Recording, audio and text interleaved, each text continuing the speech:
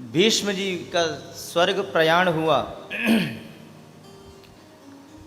शौनक आदि 88,000 ऋषियों ने प्रश्न किया, महाराज परीक्षित जी का क्या हुआ?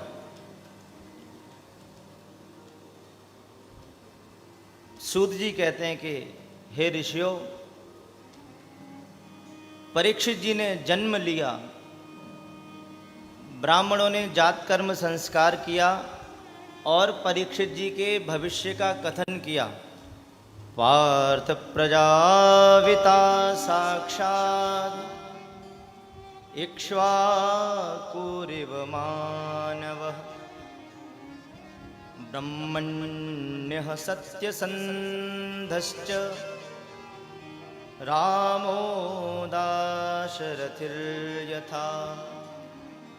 ब्राह्मणों ने परीक्षित जी का भविष्य कथन किया कि देखो महाराज, पार्थ प्रजापिता साक्षात,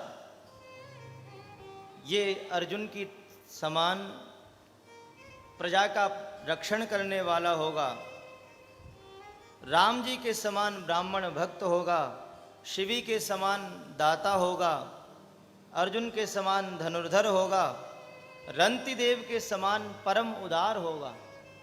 पर महाराज, एक ब्राह्मण के श्राप से इसकी मृत्यु होगी। श्री सूत जी कहते हैं, हे ऋषियों, धीरे धीरे परीक्षित जी महाराज बड़े हुए। एक दिन विदुर जी तीर्थ यात्रा से लौटकर आए और तीर्थ यात्रा से लौटकर विदुर जी ने धृतराष्ट्र जी को बड़े अपशब्द कहे। अरे तुम्हें शर्म नहीं आती? भीमापवर्जितम पिंडम आदत्ते गृहपालवत।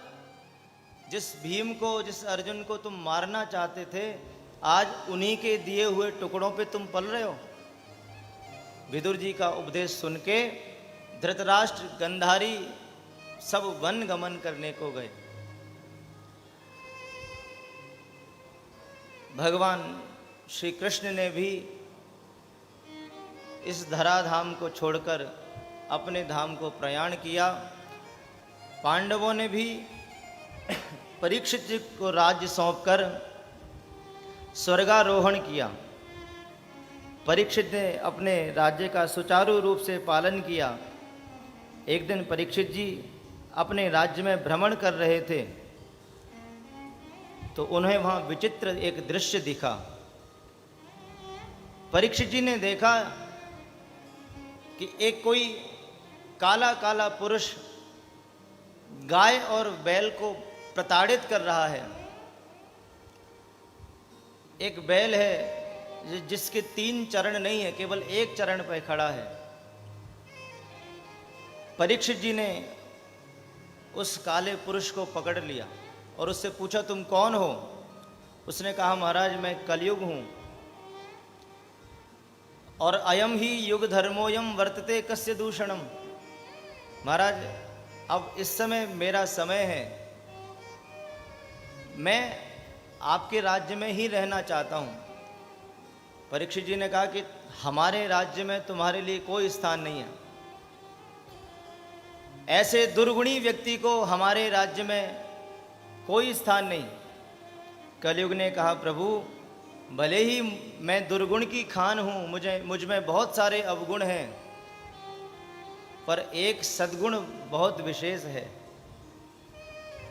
परीक्षित जी ने पूछा, भैया क्या सद्गुण है?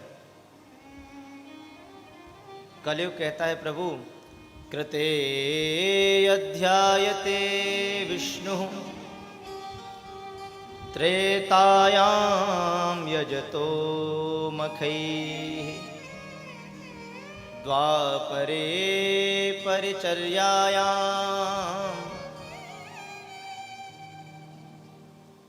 महाराज, कृतयुग में, कृतयुग माने सतयुग,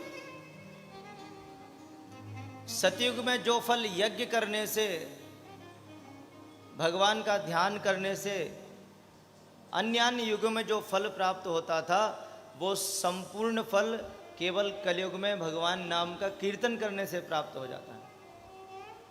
कलयुग केवल नाम आधारा सुमिर सुमिर नर उतरहि पारा। महाराज, मुझ में ये ऐसा विशेष गुण है। परीक्षित जी कलयुग के उस गुण को श्रवण करके बहुत प्रसन्न हुए और कलयुग को परीक्षित जी ने 4 स्थान दिए। द्यूतम पानम स्त्रियः सूना यत्राधर्मश्चतुर्विधः। बहुत सावधानी से सुने।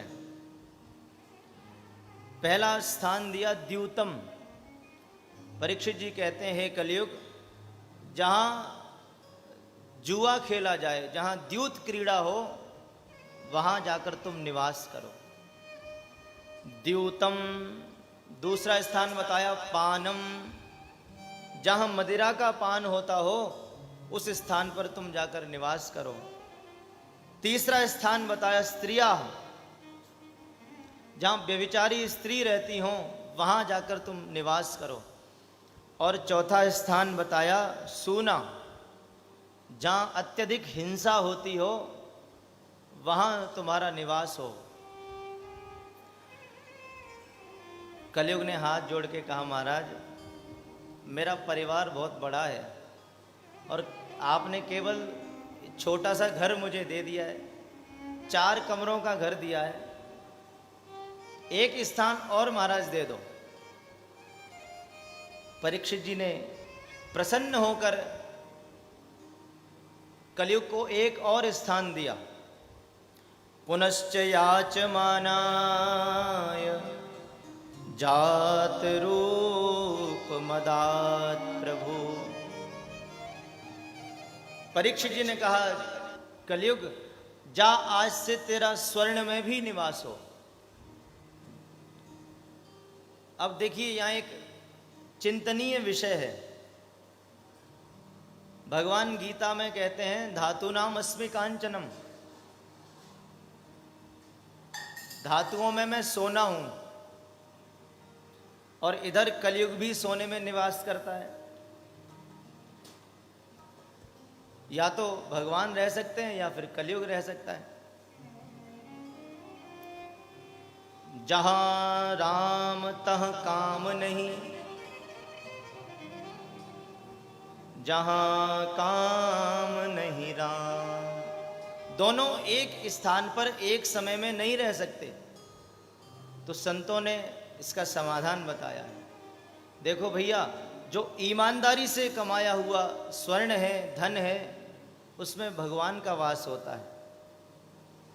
और जो छल पूर्वक, कपट पूर्वक, बेईमानी से कमाया हुआ स्वर्ण है, धन है, उसमें कलयुग का वास होता है।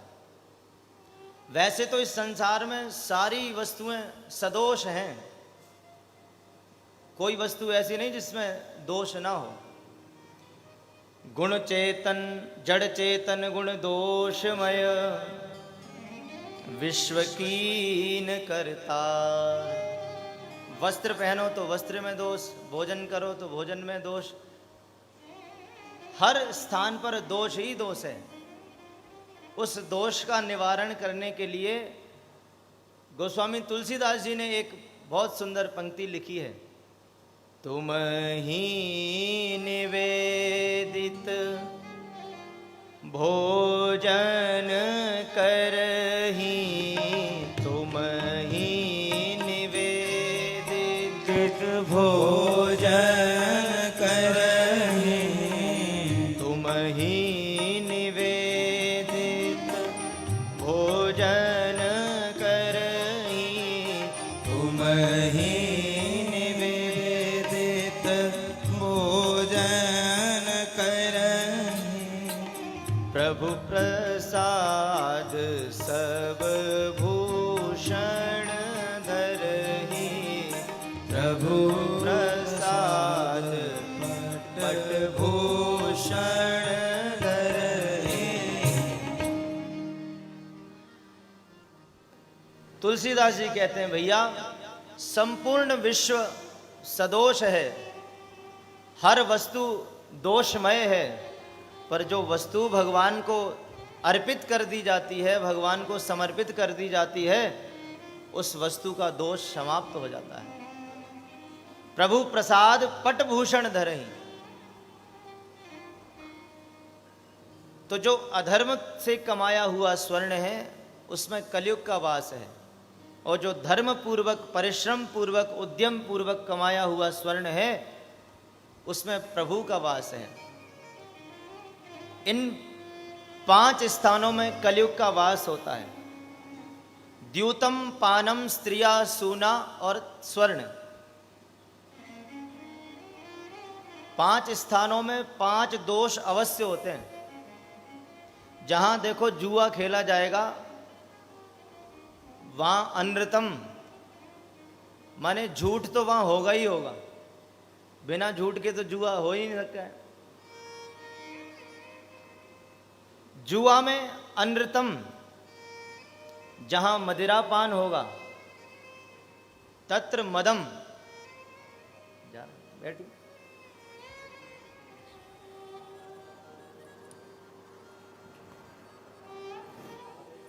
बोलो श्री भगवान की जय। सतगुरुदेव भगवान की जय।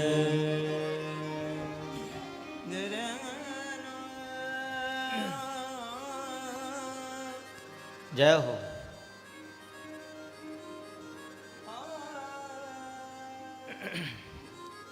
तो द्यूतम, पानम, स्त्रिया, सूना।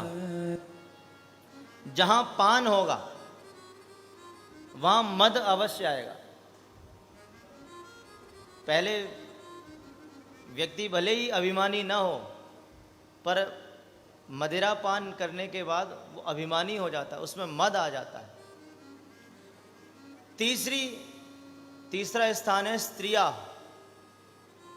वहां काम रूपी दोष आ जाता है।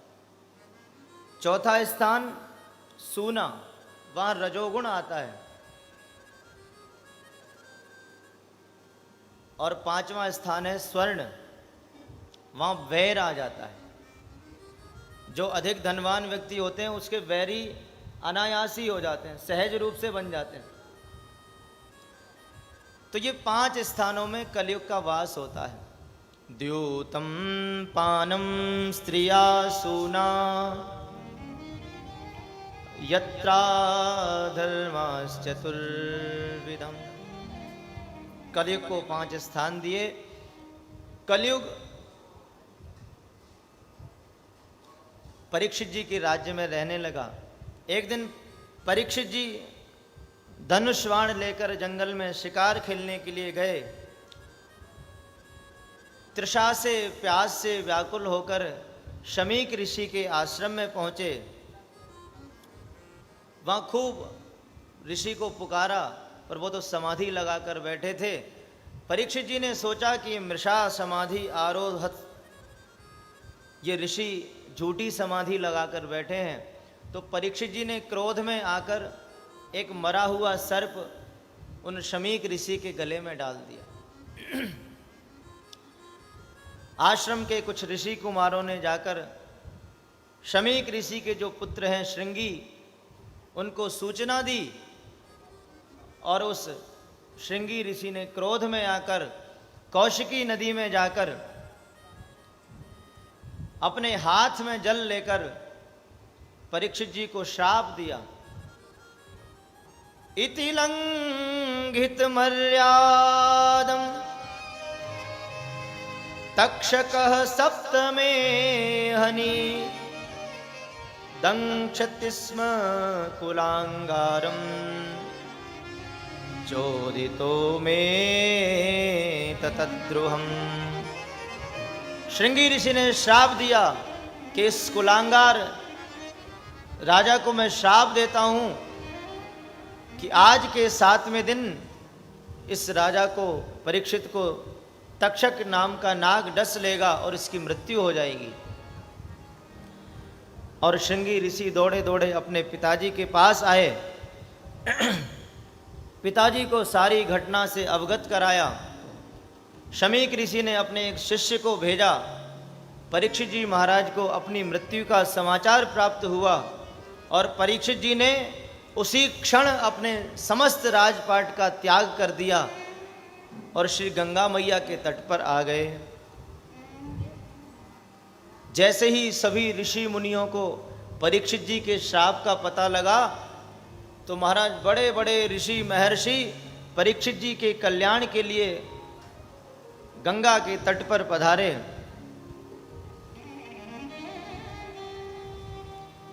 अत्रिर्वसिष्ठश्च वनः शरद्वान्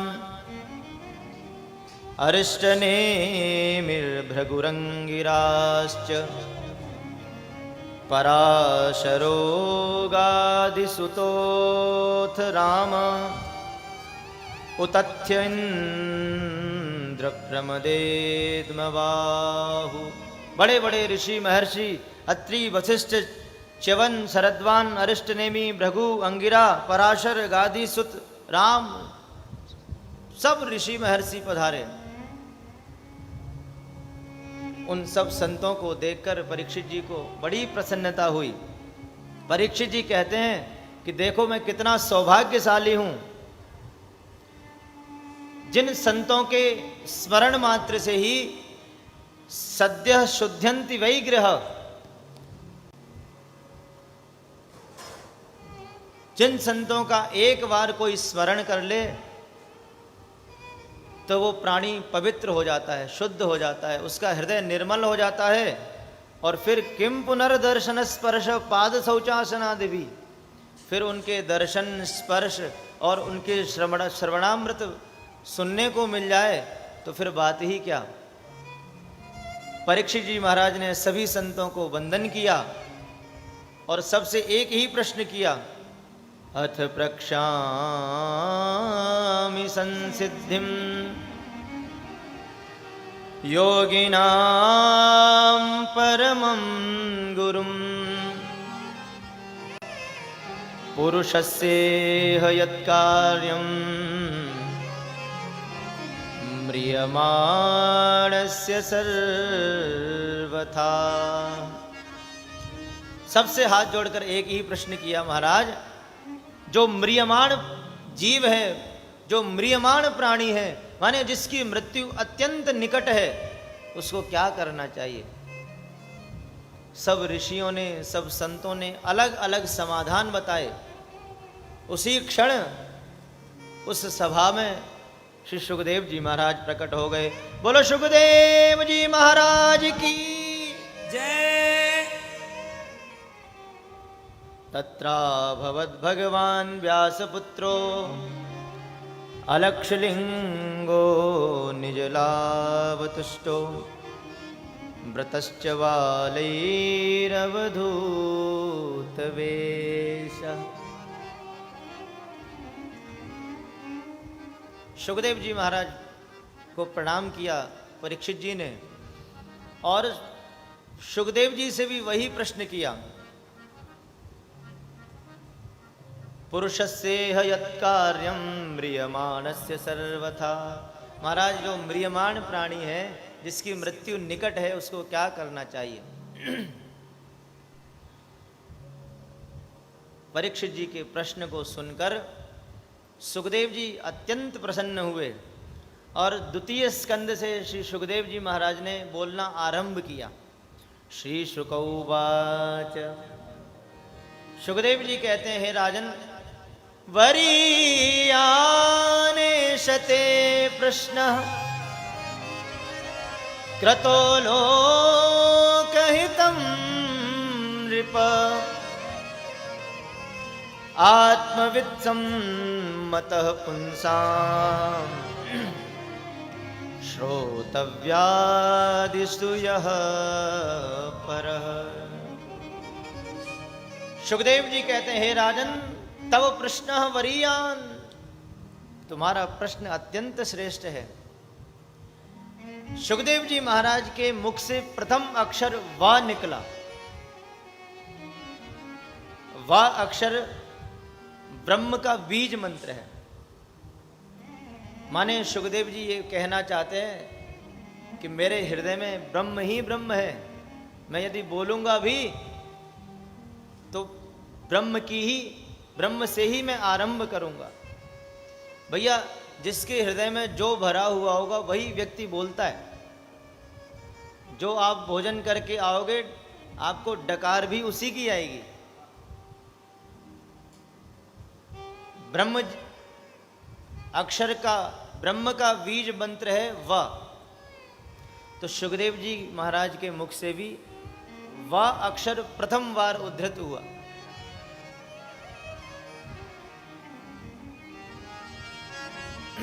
सुखदेव जी कहते हैं वरीयान एषते प्रश्न, वरीयान एषते प्रश्न क्रतो लोकहितं नृप आत्मवित् सम्मतः पुंसा श्रोतव्यादिषु यः परः। सुखदेव जी कहते हैं राजन, जिस व्यक्ति की मृत्यु निकट हो, बहुत समीप हो, वैसे तो सबकी मृत्यु निकट है। हम बचपन से कहते हैं कि अभी भजन क्यों करें, बुढ़ापे में जाके करेंगे, परंतु हमारा अंतिम क्षण, हमारी अंतिम श्वास कौन सी है इसकी किसी को जानकारी नहीं है। कोई नहीं जानता है कि मेरी मृत्यु कब होगी। इसलिए नीति शास्त्र में कहते हैं कि भैया अजरामरवत् प्राज्ञो विद्यामर्थम च चिंतयेत् ग्रहीत इव केशेषु मृत्युना धर्ममाचरेत्। प्रत्येक व्यक्ति को हमेशा सावधान रहना चाहिए, हमेशा तैयार रहना चाहिए। बैग लगा के अपना तैयार रखो, कब यात्रा करनी पड़ जाए। हम छोटी छोटी यात्राएं करते हैं तो उसकी कितने महीनों से तैयारी करते हैं। जैसी यात्रा होगी वैसी तैयारी होती है, पर हमें इतनी विशाल, इतनी बड़ी यात्रा करनी है, उसकी कोई तैयारी नहीं करते। सुखदेव जी कहते हैं भैया प्रत्येक व्यक्ति को मृत्यु निकट समझकर धर्म का चिंतन करना चाहिए, धर्मोपार्जन करना चाहिए।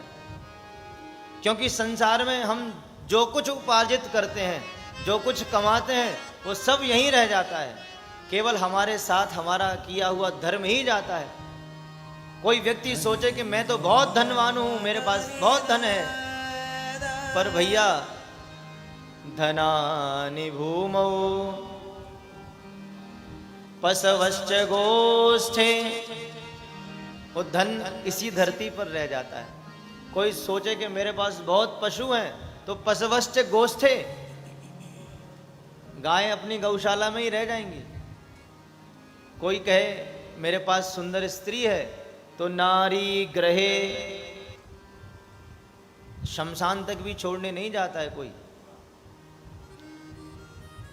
जना श्मशाने, आप सोचें हमारे मित्र परिवार सुहृद संबंधी बहुत हैं, तो बस केवल शमशान तक छोड़ के आ गए, उनकी छुट्टी। कोई से कहे कि मेरे पास बहुत सुंदर शरीर है, तो देहश्चितायाम, ये देह भी चिता में समाप्त हो जाती है, जल जाती है। परलोक मार्गे धर्मानुगो गच्छति जीव एक, केवल हमारे द्वारा किया हुआ धर्म, हमारे द्वारा किया हुआ पुण्य ही हमारे साथ जाता है। इसलिए सुखदेव जी कहते हैं राजन, व्यक्ति को प्रत्येक क्षण धर्मोपार्जन करना चाहिए। परीक्षित जी ने पूछा महाराज कैसे धर्मोपार्जन करें? सुखदेव जी कहते हैं श्रोतव्यादिषु यः परः, जिसकी मृत्यु निकट हो उसे अधिक से अधिक भगवान की कथा श्रवण करनी चाहिए। क्योंकि राजन व्यक्ति के पास समय का बहुत अभाव है, समय का अत्यंताभाव है।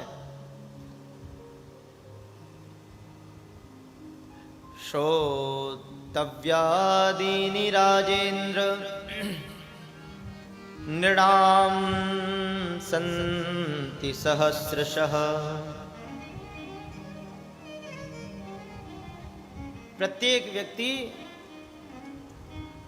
मृत्यु से ग्रसित है, इसलिए उसे भगवान का भजन करना चाहिए। और भगवान का भजन कैसे करें?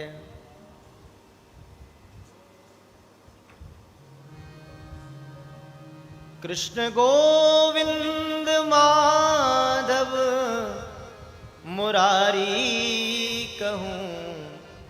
जिसकी मृत्यु निकट हो वो तो केवल कृष्ण गोविंद माधव मुरारी यही बोले, भगवान का भजन करे और भगवान से प्रार्थना करे कि प्रभु मैं केवल आपके श्री चरणों में रहूं। कृष्ण गोविंद माधव मुरारी कहूं। भगवान का नाम लेते लेते भगवान से कहे प्रभु कृष्ण गोविंद माधव मुरारी कहूं। तेरे चरणों में बाके बिहारी रहूं। तेरे चरणों में बाके बिहारी रहूं। तेरे चरणों में बाके बिहारी रहूं। तेरे चरणों में बाके बिहारी रहूं। गाइए कृष्ण गोविंद माधव मुरारी कहूं। कृष्ण गोविंद माधव मुरारी कहूं। कृष्ण गोविंद माधव मुरारी कहूं। कृष्ण गोविंद माधव मुरारी कहूं। तेरे चरणों में बाके बिहारी रहूं। तेरे चरणों में बाके बिहारी रहूं। तेरे चरणों में बाके बिहारी रहूं। तेरे चरणों में बाके बिहारी। बोलो बाके बिहारी रहूं।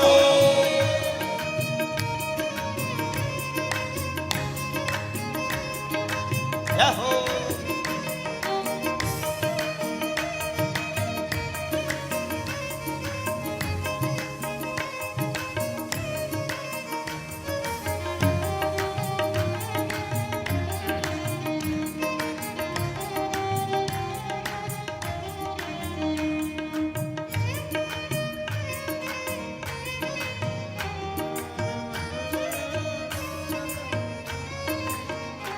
तेरे चरणों में बाके बिहारी रहूं। तेरे चरणों में बाके बिहारी रहूं।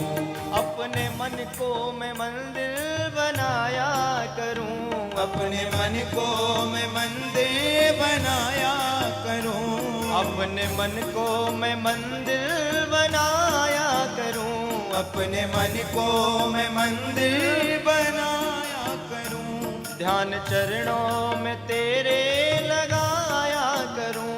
ध्यान चरणों में तेरे लगाया करूं। ध्यान चरणों में तेरे लगाया करूं। ध्यान चरणों में तेरे लगाया करूं। ध्यान चरणों में तेरे लगाया करूं। ध्यान चरणों में तेरे लगाया करूं। तेरे हर रूप का मैं पुजारी रहूं। तेरे हर रूप का मैं पुजारी रहूं।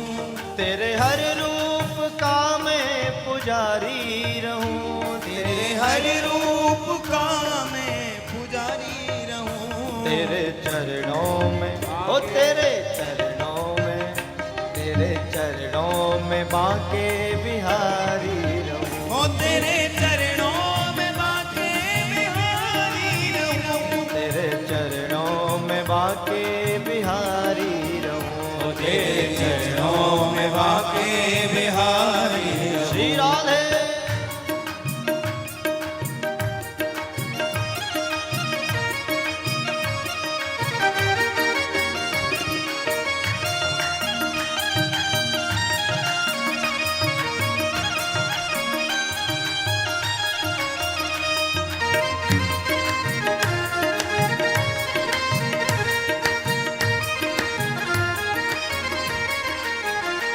तेरे चरणों में बाके बिहारी रहूं।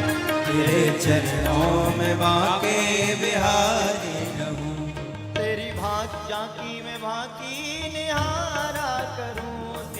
झांकी में बाकी निहारा करूं, तेरी झांकी में बाकी निहारा करूं, तेरी बाकी में झांकी निहारा करूं, नाम तेरा ही हरदम पुकारा करूं, नाम तेरा ही हरदम पुकारा करूं, नाम तेरा ही हरदम पुकारा करूं, नाम तेरा ही हरदम पुकारा करूं, ओ नाम तेरा ही हरदम पुकारा करूं, नाम तेरा ही हरदम पुकारा करूं, तेरे पावन दरस का भिखारी रहूं, तेरे पावन दरस का भिखारी रहूं, तेरे पावन दरस का भिखारी रहूं, तेरे पावन दरस का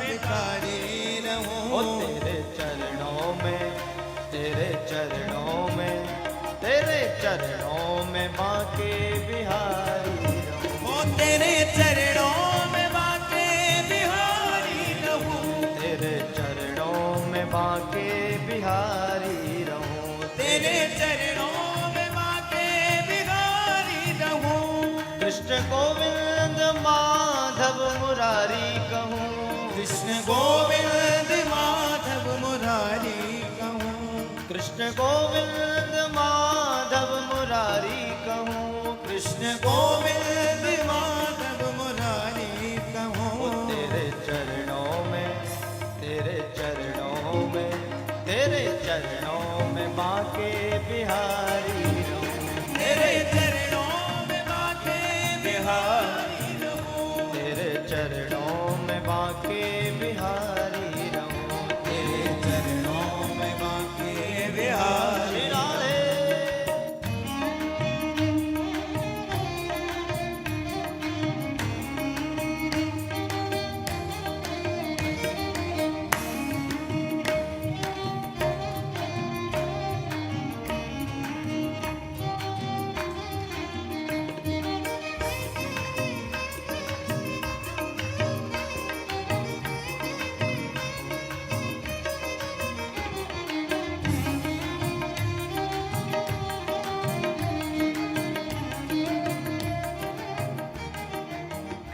हर घड़ी में तेरी ही मुरलिया सुनूं, हर घड़ी में तेरी ही मुरलिया सुनूं, हर घड़ी में तेरी ही मुरलिया सुनूं, हर घड़ी में तेरी ही मुरलिया सुनूं, एक तुझको मैं अपना संवरिया चुनूं, एक तुझको मैं अपना सबरिया चुनूं, एक तुझको मैं अपना संवरिया चुनूं, एक तुझको मैं अपना सबरिया चुनूं, एक तुझको मैं अपना संवरिया चुनूं, एक तुझको मैं अपना सबरिया चुनूं, तेरी छवि पे सदा बलिहारी रहूं, तेरी छवि पे सदा बलिहारी रहूं, तेरी छवि पे सदा बलिहारी रहूं, तेरी छवि पे सदा बलिहारी रहूं, ओ तेरे चरणों में बांके बिहारी रहूं, ओ तेरे चरणों में बांके बिहारी रहूं, तेरे चरणों में बांके बिहारी रहूं, तेरे चरणों में बांके बिहारी रहूं, कृष्ण गोविंद माधव मुरारी कहूँ, कृष्ण गोविंद माधव मुरारी कहूं, कृष्ण गोविंद माधव मुरारी कहूँ, कृष्ण गोविंद माधव मुरारी कहूं, ओ तेरे चरणों में बांके बिहारी रहूं, तेरे चरणों में बांके बिहारी रहूं, तेरे चरणों में बांके बिहारी रहूं, तेरे चरणों में बांके बिहारी रहूं, तेरे चरणों में बांके बिहारी रहूं, तेरे चरणों में बांके बिहारी रहूं, ओ तेरे चरणों में बांके बिहारी रहूं, तेरे चरणों में बांके बिहारी रहूं। बोलो बांके बिहारी लाल की जय, जय श्री राम। हो तेरे चरणों में बांके बिहारी रहूं।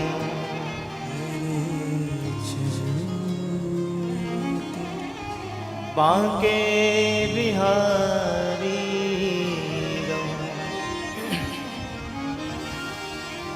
सुखदेव जी कहते हैं राजन, जिसकी मृत्यु निकट हो उसे अधिक से अधिक भगवान का भजन करना चाहिए, क्योंकि निद्रिया ह्रियते नक्तम व्यवायेन च वावयः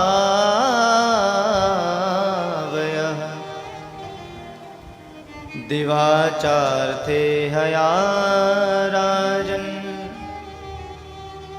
कुटुम्ब भरणे नवा।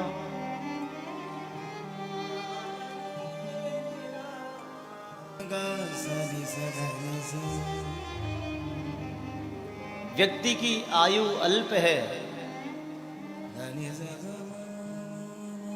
अल्पायु व्यक्ति को अधिक से अधिक भगवान का भजन श्रवण करना चाहिए, भगवान का कीर्तन करना चाहिए। सुखदेव जी कहते हैं राजन, यदि मृत्यु के भय से मुक्त होना चाहते हो, श्रोतव्यः कीर्तितव्यश्च स्मर्तव्यः चेक्षता भयम्। 3 काम करो। यदि अभय चाहते हो तो सबसे पहला काम है श्रवण करो। श्रवण करना बड़ा मुश्किल है, बहुत कठिन है। श्रोतव्यः कीर्तितव्यश्च, अधिक से अधिक भगवान की कथा सुनो। कोई सुनाने वाला मिल जाए तो सुनो, और कोई सुनाने वाला नहीं मिले तो फिर कीर्तितव्यश्च, आप स्वयं ही वक्ता बन जाओ। सनत कुमारों की कथा, बोलो राधे राधे।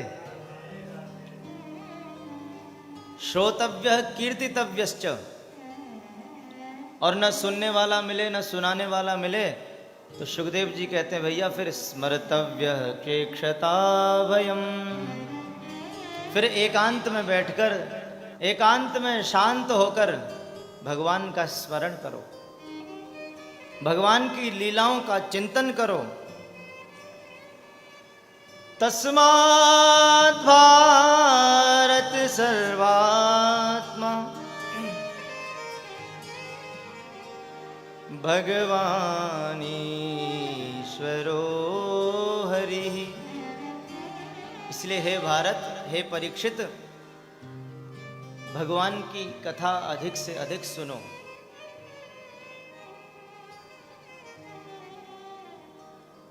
संसार के जितने काम हैं उन सब कामों को करते करते मन केवल भगवान में लगाओ। कर से कर्म करो विधि नाना, मन राखो जहाँ कृपा निधाना। हाथों से कर्म करो, प्रत्येक इंद्रिय से कर्म करो, पर मन केवल भगवान के श्री चरणों में रखो। परीक्षित जी ने कहा महाराज भगवान का भजन कैसे करें, भगवान की कथा कैसे करें? कथा सुनते ही बहुत सारे विघ्न आते हैं। सुखदेव जी कहते हैं राजन, भगवान को प्राप्त करने के लिए, भगवान का भजन करने के लिए पहले 4 बातों का खूब अभ्यास करो। जितासनो जितश्वासो जित संगो जितेंद्रिय। सुखदेव जी ने सबसे पहली बात बताई है जितासनो। हमें पहले अपने आसन को जीतना है। आजकल बैठना ही मुश्किल है। 10 मिनट बैठे और फिर कभी इधर उठाए कभी इधर उठाए।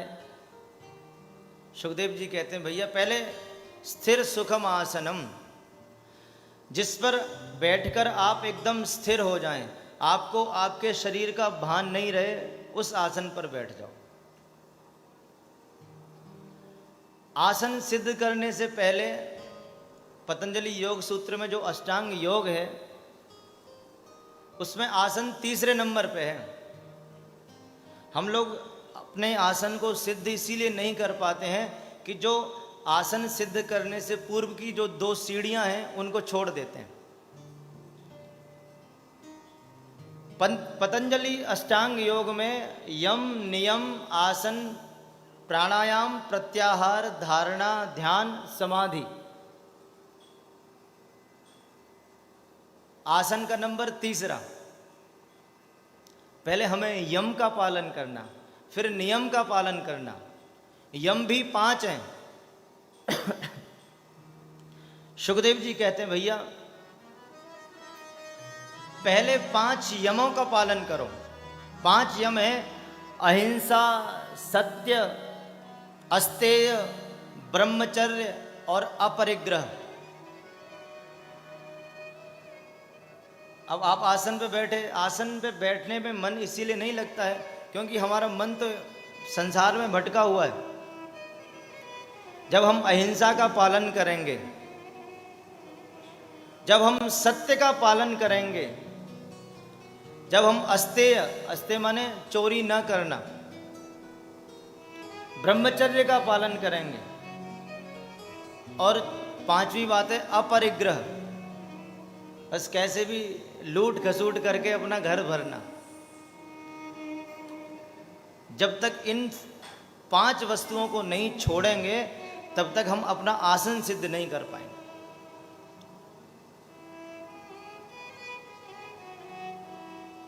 भागवत जी में आगे लिखा है यावत भ्रियेत जठरम तावत स्वत्वम ही देहि नाम अधिकम यो भी मन्येत सस्तेनो दंड मरहति। जिससे हमारा उदर भर जाए बस हमें उतना ही परिग्रह करना चाहिए। उसके अधिक जो परिग्रह करता है सस्तेनो दंड मरहति, वो दंड देने योग्य है। तो पहले 5 यम अहिंसा, सत्य, अस्तेय, ब्रह्मचर्य और अपरिग्रह, फिर 5 नियम शौच, संतोष, तप, स्वाध्याय और ईश्वर प्रणिधान।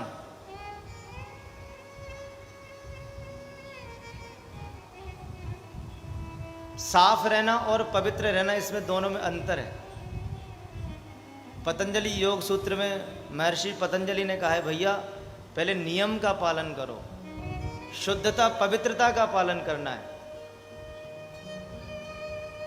शौच होना चाहिए, संतोष होना चाहिए, तप होना चाहिए और स्वाध्याय होना चाहिए। नित्य प्रति हमारे वेदों ने भी ये आज्ञा करी है, स्वाध्याय प्रवचनाभ्याम मां प्रमदितव्यम। नित्य हमें प्रवचन सुनने चाहिए और नित्य ही स्वाध्याय करना चाहिए, ये नियम है।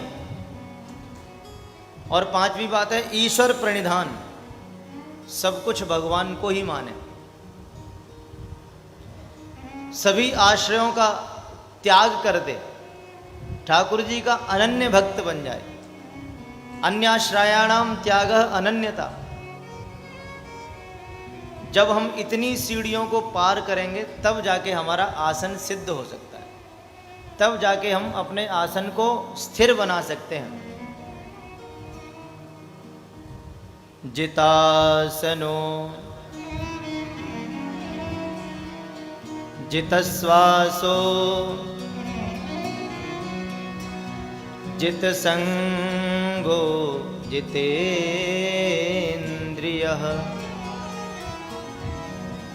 स्थूले भगवतो रूपम मनः संधारयेत् धिया। पहली बात है आसन को जीतो। दूसरी बात जितश्वासो, कुंभक पूरक रेचक 3 प्रकार से प्राणायाम करके अपनी श्वासों पर नियंत्रण करो। अनुलोम विलोम कपालभाति भस्त्रिका अन्य प्रकार श्वासों पर नियंत्रण होना चाहिए। श्वास श्वास पर कृष्ण रट, वृथा श्वास मत खोय। ना जाने या श्वास को आवन हो न हो।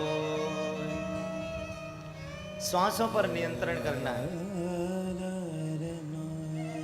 तीसरी बात बताइए जित संगो,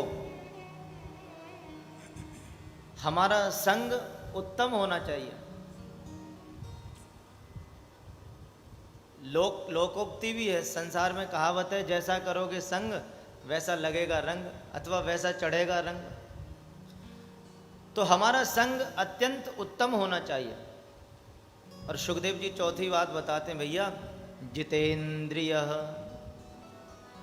अपनी इंद्रियों को जीतने का प्रयास करो, इंद्रजीत बन जाओ। फिर स्थूले भगवतो रूपम, पहले इस संपूर्ण संसार में भगवान के दर्शन करो। स्थूल रूप और सूक्ष्म रूप हैं भगवान के।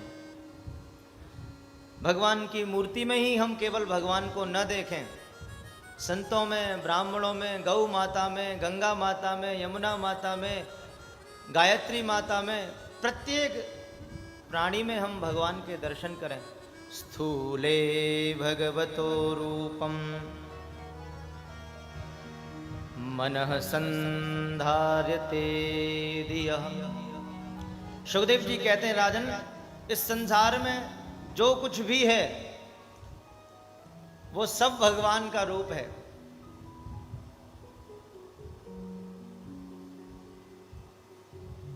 मिट्टी काली पीली, हरे वन, आसमान का रंग नीला, सूर्य सुनहरा, चंद्रमा शीतल, ये सब उसकी है लीला।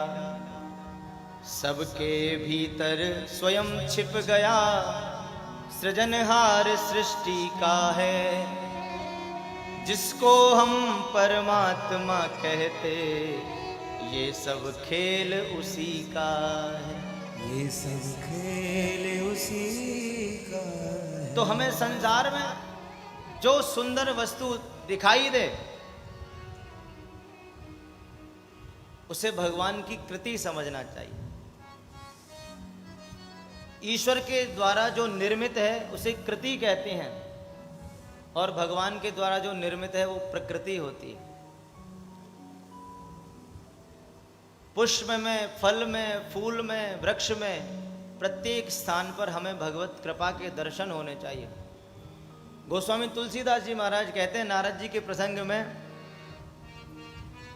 निरखी शैल सरी विपिन विरागा, भयहु रमापति पद अनुरागा। नारद जी महाराज जब कुछ भी दर्शन करते हैं, निरखी शैल सरी विपिन विभागा, जंगल को देखते हैं, पहाड़ों को देखते हैं, वृक्षों को देखते हैं, तो कहते हैं कि देखो भगवान की कैसी सुंदर लीला है, भगवान ने इनको कितना सुंदर बनाया, भगवान ने कैसे कैसे सुंदर दृश्य बनाए। एक संत तो कहते थे, भैया हे प्रभु मैं तो सोच सोच कर ही हार गया, आपने संपूर्ण सृष्टि को इतना सुंदर कैसे बना दिया। आप देखो हम अपने घर में कोई रंग करते हैं, साल 2 साल में वो फीका पड़ जाता है, पर भगवान ने मोर पंख के ऊपर ऐसा रंग दिव्य किया हुआ है कि आप महीनों सालों भर उसको जल में रखो फिर भी वो फीका नहीं पड़ता है, वैसा ही रहता है जैसा था। वो संत कहते हैं, मैं तो सोच सोच के हारा, तेरियां तू जान माल का। महाराज हम तो सोच सोच के ही हार गए आपकी इस रचना को। हमें तो समझ में नहीं आता आपने इतनी सुंदर सृष्टि कैसे बनाई। मैं तो सोच सोच के हारा, तेरियां तू जान माल का। संत कहते हैं, प्रभु आपने कैसी विचित्र सृष्टि बनाई। मिर्चा तीखा, गन्ना मीठा, खारा नमक बनाया, मिट्टी पानी खाद एक, यह भेद कहाँ से आया। कैसे करे बिजली चमत्कारा, तेरियां तू जान माल का।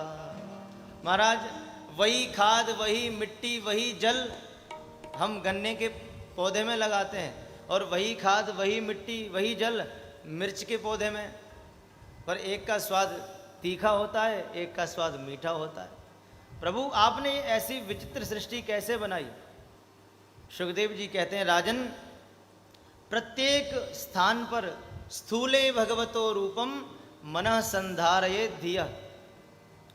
पहले हम स्थूल रूप में जब भगवान के दर्शन करेंगे तभी हम सूक्ष्म रूप में भगवान के दर्शन कर सकते हैं। श्री सुखदेव जी महाराज ने परीक्षित जी से कहा कि भैया तुम्हारे पास तो 7 दिन है। एक खटवांग नाम के राजा हुए, उनके पास तो केवल 1 मुहूर्त का समय था, 2.5 घटी, और उन्होंने उसी 2.5 घटी में अपना उद्धार कर लिया। तुम्हारे पास तो 7 दिन है, इसलिए हे राजन तुम भगवान के स्थूल रूप और सूक्ष्म रूप का दर्शन करो। जितासनो जितश्वासो जितसंगो जितेन्द्रिय, स्थूले भगवतो रूपम मनः संधारयेत् धियः। इस संसार में जो कुछ है सब में भगवान के दर्शन करो। सिय राममय सब जग जानी, सिय राममय सब जग जानी। सिय राममय सब जग जानी, सिया राममय सब जग जानी।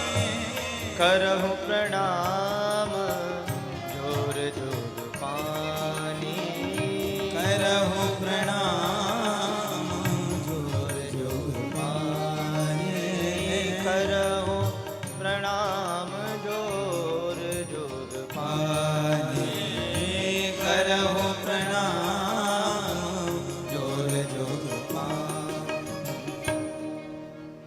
सुखदेव जी कहते हैं, राजन पाताल में तस्य ही पाद मूलम। ये जो 14 भुवन हैं ये भगवान के उस दिव्य विराट स्वरूप में समाये हुए हैं। इसलिए बहुत ध्यान से सुनने की बात है, हम लोग जो आरती करते हैं, भगवान की आरती करते हैं, आरती का नियम होता है कि 4 बार चरणों की आरती करें, 2 बार नाभि की आरती करें, 1 बार मुख की आरती करें, और फिर 7 बार संपूर्ण विग्रह की आरती करें। तो कितनी बार हुई? 14 बार।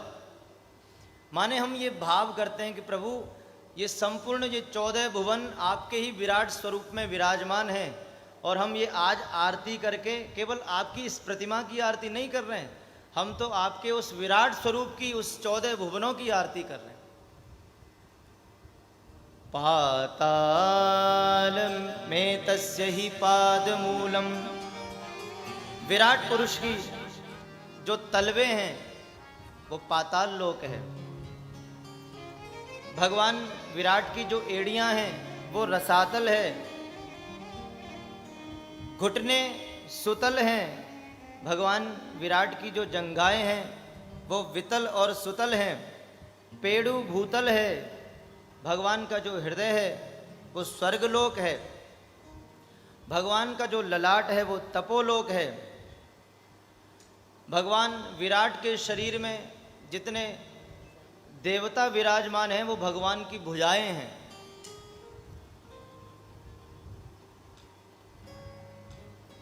भगवान ये जो दिशाएं हैं वो भगवान के कर्ण हैं।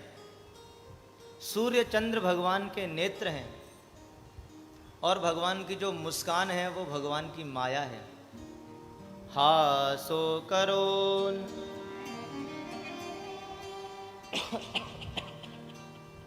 जब भगवान मुस्कुराते हैं, मुस्कुराते ही अपनी माया का प्रभाव छोड़ देते हैं। सुखदेव जी कहते हैं भैया ऐसे विराट स्वरूप का भगवान का दर्शन करना चाहिए। जो ये नदियां हैं वो भगवान की नाड़ियां हैं, जितने वृक्ष हैं वो भगवान की रोमावली है।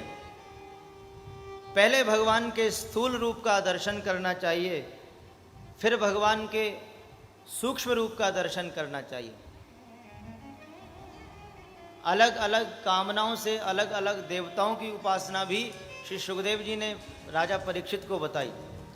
किस कामना से किस देवता का पूजन करना चाहिए। यदि किसी को अन्न की कामना है तो वो माता अदिति की सेवा करे, उनकी पूजा करे। यदि किसी को ब्रह्म तेज चाहिए तो उसे भगवान बृहस्पति की पूजा करनी चाहिए। जिसको संतान की आकांक्षा हो उसे प्रजापतियों का पूजन करना चाहिए। जो अपनी इंद्रियों में बल चाहता है उसे इंद्र का पूजन करना चाहिए। जो धन चाहता है उसे माता लक्ष्मी का पूजन करना चाहिए। जो तेज चाहता है उसे अग्नि का पूजन करना चाहिए। जो सौंदर्य चाहता है, सुंदर रूप चाहता है, उसे गंधर्वों का पूजन करना चाहिए। पति पत्नी आपस में प्रेम चाहते हैं तो उन्हें भगवान शिव और पार्वती का पूजन करना चाहिए। वर्णानामर्थ संघानाम रसानाम छंदसामपि मंगलानां च कर्तारो वाणी विनायको। जो अपनी वंश परंपरा को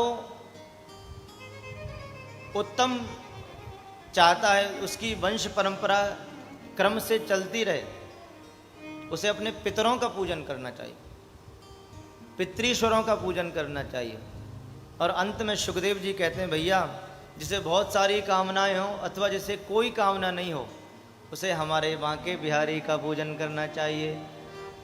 अकामः सर्व कामो वा मोक्ष काम उदारधी तीव्रेण भक्ति योगेन यजेत पुरुषम परम।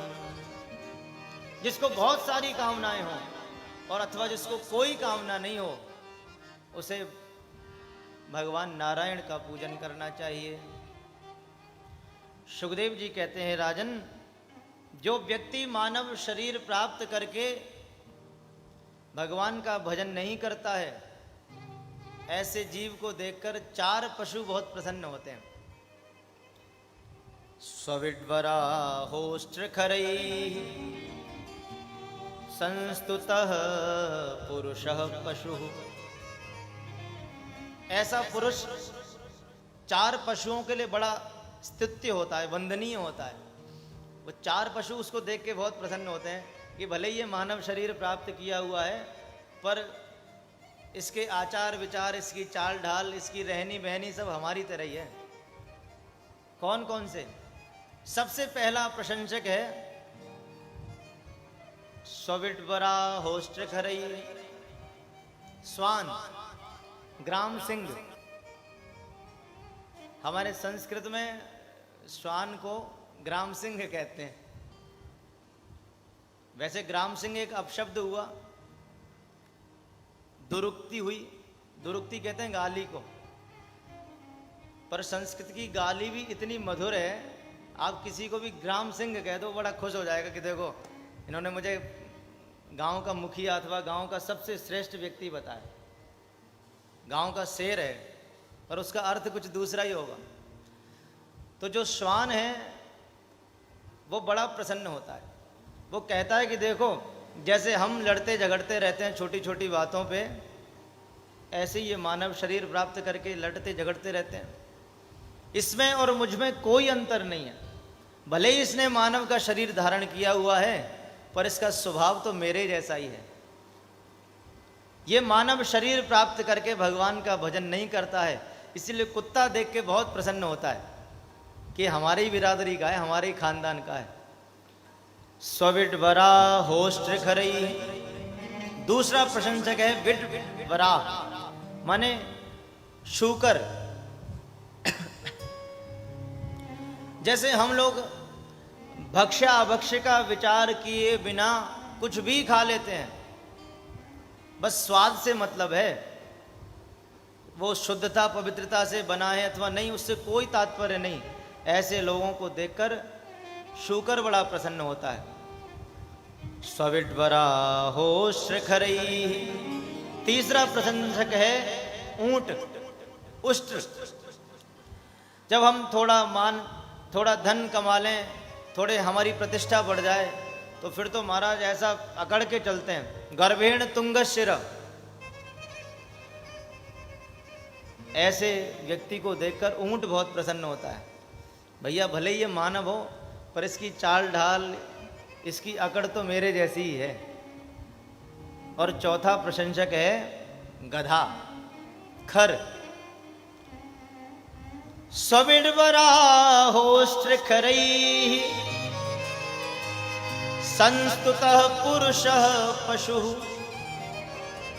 जैसे हम जीवन भर अपने परिवार का भरण पोषण करते हैं, भगवान का भजन नहीं करते हैं, गधा कहता है भैया अंत में इसकी भी स्थिति मेरी जैसी होनी है। अंत में परिवार वाले सब छोड़ देते हैं और जैसे जब गधा से काम निकल जाता है उसके मालिक का, तो वो मार के उसको भगा देता है। आज तक किसी भी गधे को कोई पुरस्कार नहीं मिला होगा। आपने कहीं नहीं सुना हो कि किसी को पारितोषिक मिला हो कि भाई इन्होंने बहुत काम किया। ऐसे उस पुरुष को देखकर गधा बहुत प्रसन्न होता है कि इसमें और मुझ में कोई अंतर नहीं है, ये तो मेरा ही है, मेरे खानदान का ही लगता है।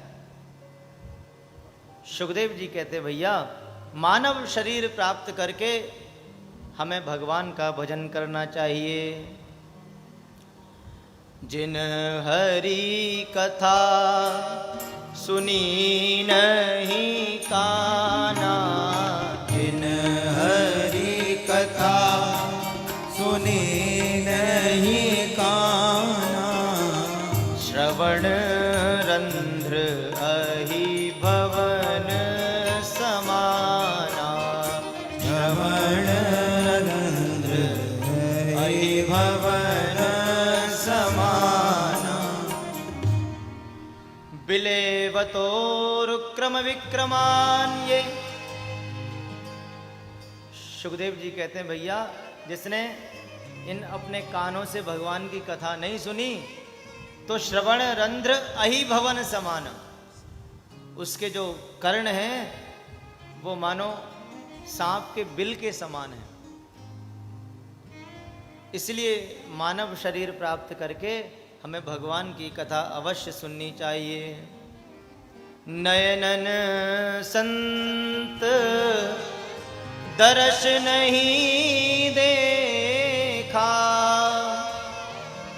लोचन मोर पंख कर लेखा। सुंदर नेत्र प्राप्त करके जिसने भगवान के दर्शन नहीं किए, जिसने संतों के ब्राह्मणों के दर्शन नहीं किए, उसके नेत्र तो मानो मोर पंख के समान है। मोर पंख के ऊपर जो नेत्र बना होता है वो कभी संत के कभी भगवंत के दर्शन नहीं कर पाता।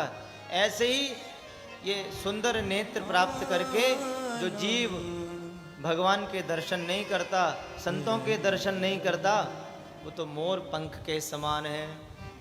मोर मुकुट की लटक को जो देखे सो आंख, जो ना देखे लटक को आंख ना ही वो पांख। वो तो मोर पंख के समान है। ते सिर कटु तुम्बरी समतूला, जेन नमत हरि गुरु पद मूला। जिसका सिर भगवान के श्री चरणों में, अपने गुरु के चरणों में नहीं झुकता है, उसका शीश, उसका सिर तो कड़वे तुम्बे के समान है, जिसका कोई उपयोग नहीं होता है। जो नहीं करही राम गुण गाना, जीह सुदादुर जीह समान। जिसकी जिह्वा भगवान का गुणानुवाद नहीं करती है, उसकी जो जिह्वा है वो तो मेंढक की जिह्वा के समान है।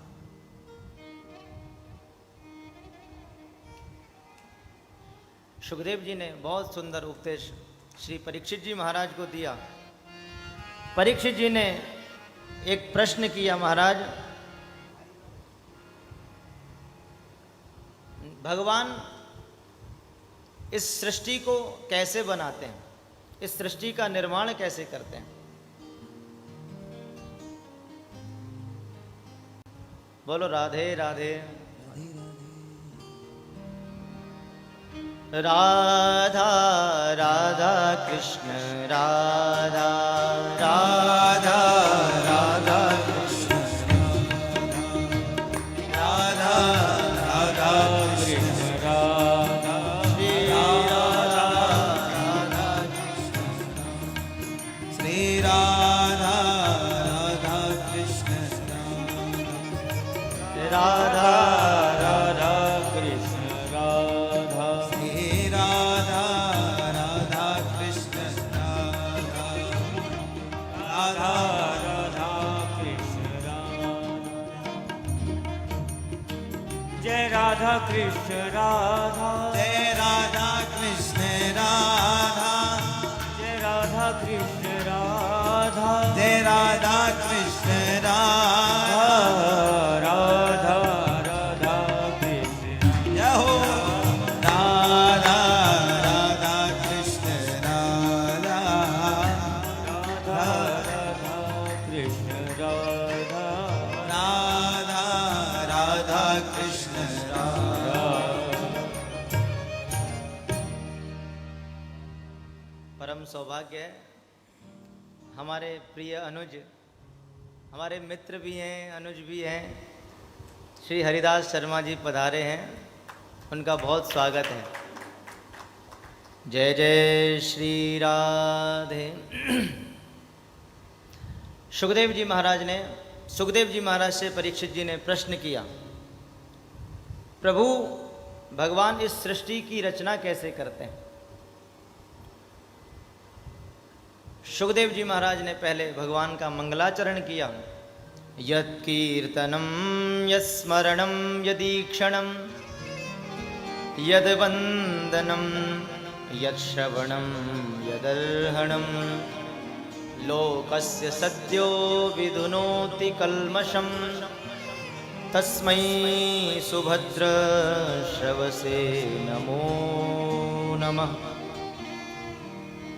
भूतैर्महद्भिर्य इमा पुरो विभुर निर्माय शेते यदमुषु पूरुषः भुङ्क्ते गुणान् षोडश षोडशात्मक सोलम कृषिष्ट भगवान बचांसी में।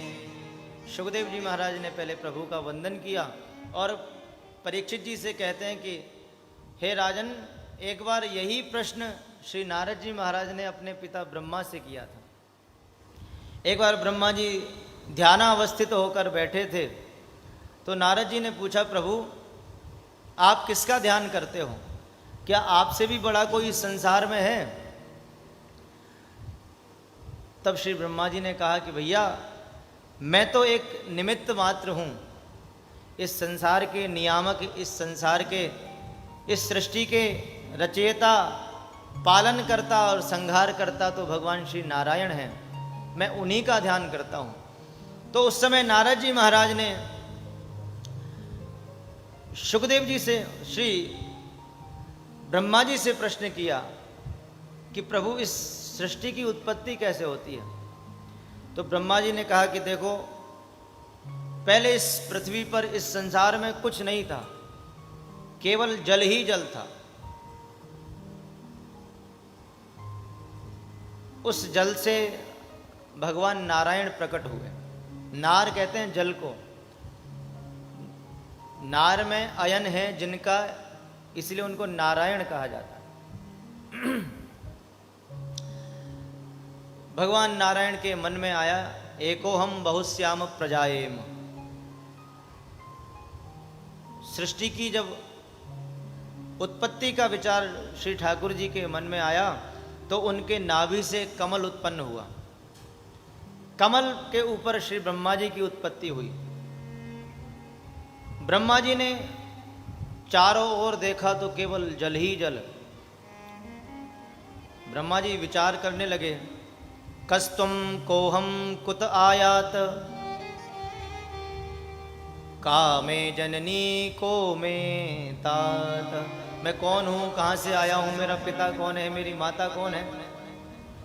तो ब्रह्मा जी ने अपनी उत्पत्ति के कारण को जानने के लिए उस कमल की नाल के तंतु में प्रवेश किया।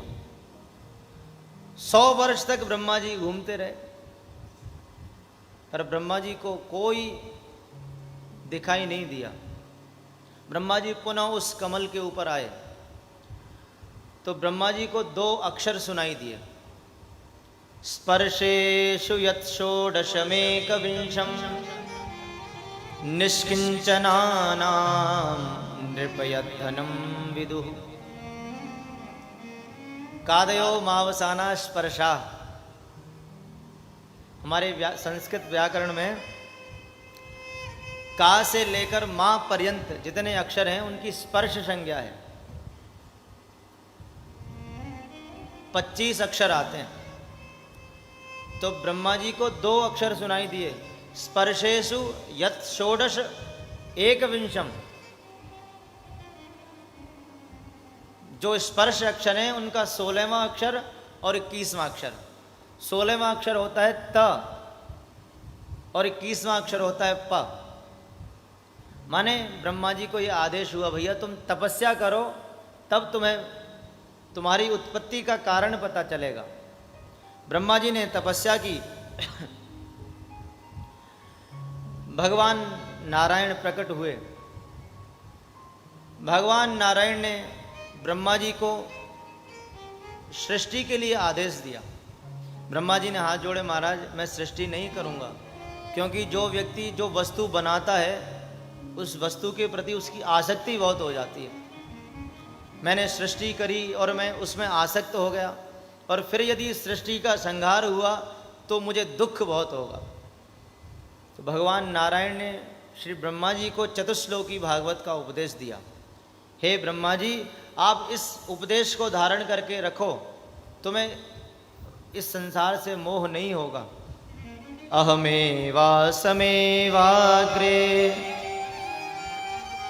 नान्यं यद सत्परम पश्चादहं यदेतच्च यो वशिष्येत सोऽस्म्यहम् ऋतेर्थं यत् प्रतीयेत न प्रतीयेत चात्मनि तद्विद्यादात्मनो मायां यथा भासो यथा तमः यथा महान्ति भूतानि भूतेषु चावचेष्वनु प्रविष्टान्यप्रविष्टानि तथा तेषु न तेष्वहम् एतावदेव जिज्ञास्यं तत्त्वजिज्ञासुनात्मनाः अन्वयव्यतिरेकाभ्यां यत् स्यात् सर्वत्र सर्वदा।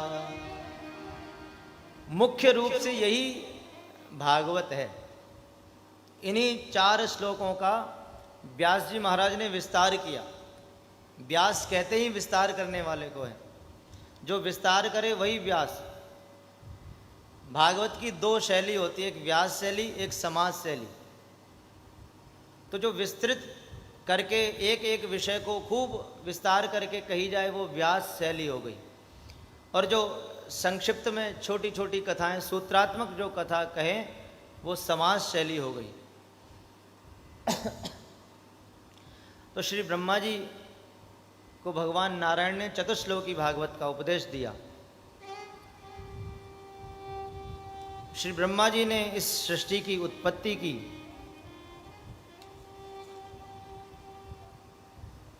अहमेवासमेवाग्रे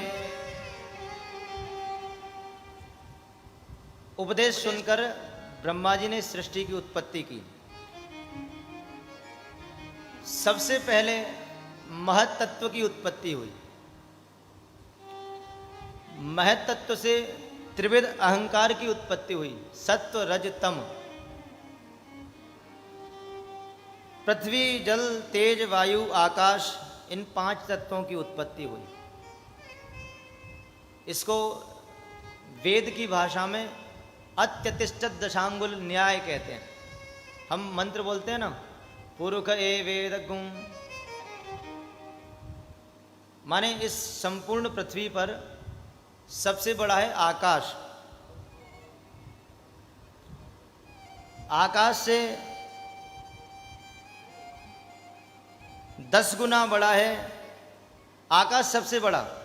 पृथ्वी से 10 गुना बड़ा है जल, जल से 10 गुनी बड़ी है अग्नि, अग्नि से 10 गुना ज़्यादा है वायु, वायु से 10 गुना ज़्यादा है आकाश, और आकाश से 10 गुना ज़्यादा अहंकार, अहंकार से 10 गुना ज़्यादा महतत्व, और महतत्व से 10 गुना अधिक है मूल प्रकृति।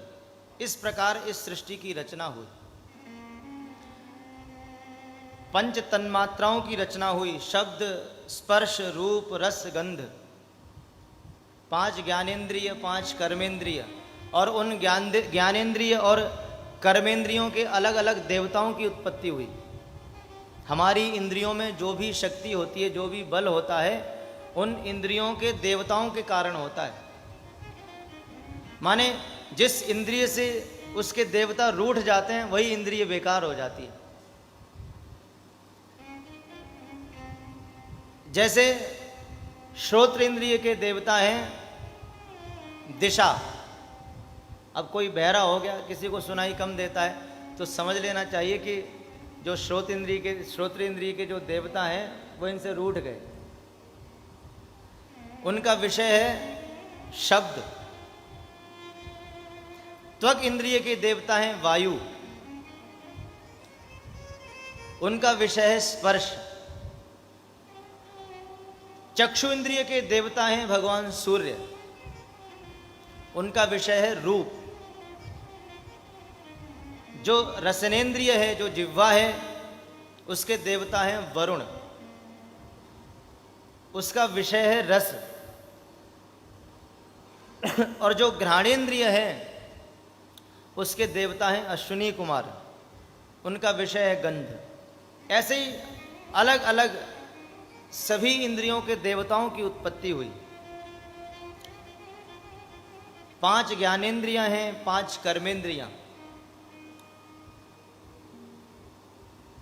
24 तत्व हो गए।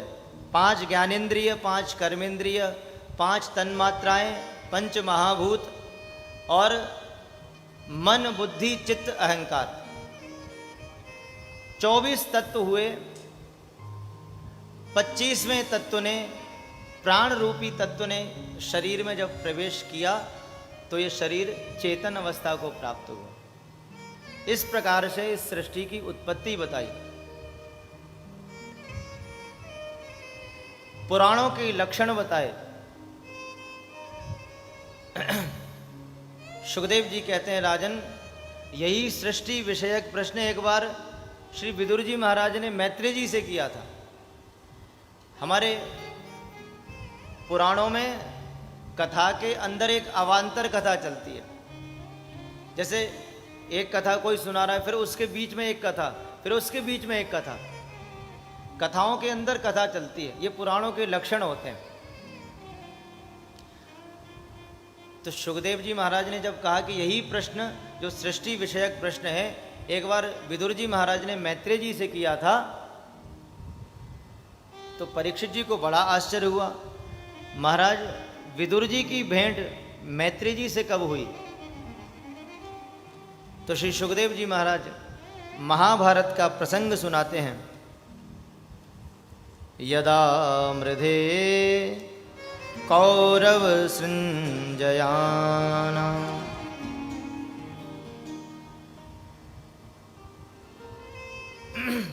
मैत्रेय जी महाराज कहते हैं,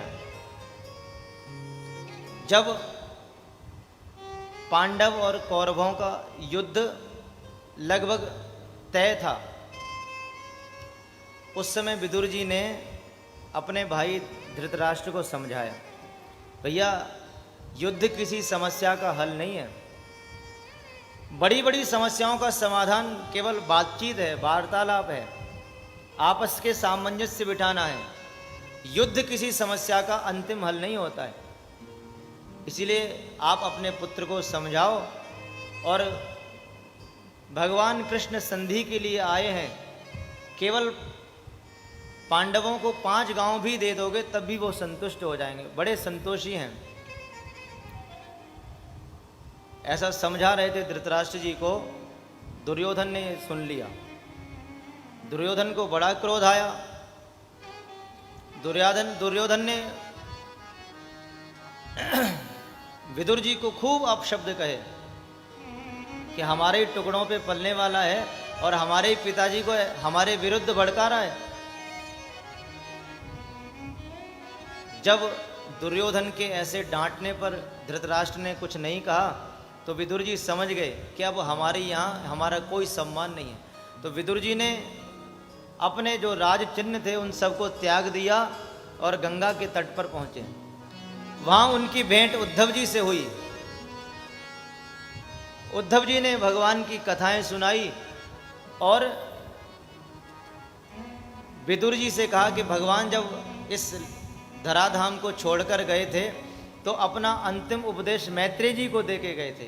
तो हे विदुर जी, जब भगवान अंतिम समय में जा रहे थे तो उन्होंने आपको बहुत याद किया और मैत्रेय मुनि को ये आदेश दिया था कि जब मेरा भक्त विदुर तुम्हारे पास आए तो मेरा ये अंतिम उपदेश उसको अवश्य सुनाना। उद्धव जी से भेंट करके विदुर जी मैत्रेय जी के पास पहुंचे। मैत्रेय जी को प्रणाम किया और मैत्रेय जी से एक प्रश्न किया कि हे प्रभु, मैं आपसे एक प्रश्न पूछना चाहता हूं। सुखाय कर्माणि करोति लोको न तै सुखं वान्यदुपारमं वा विन्देत भूयस्ततैव दुःखं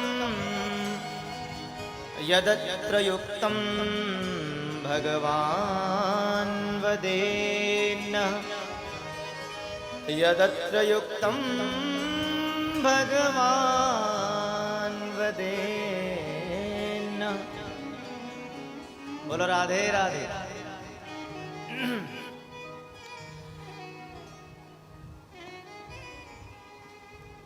विदुर जी ने पूछा, महाराज, इस संसार में प्रत्येक व्यक्ति सुख की कामना से कार्य करता है।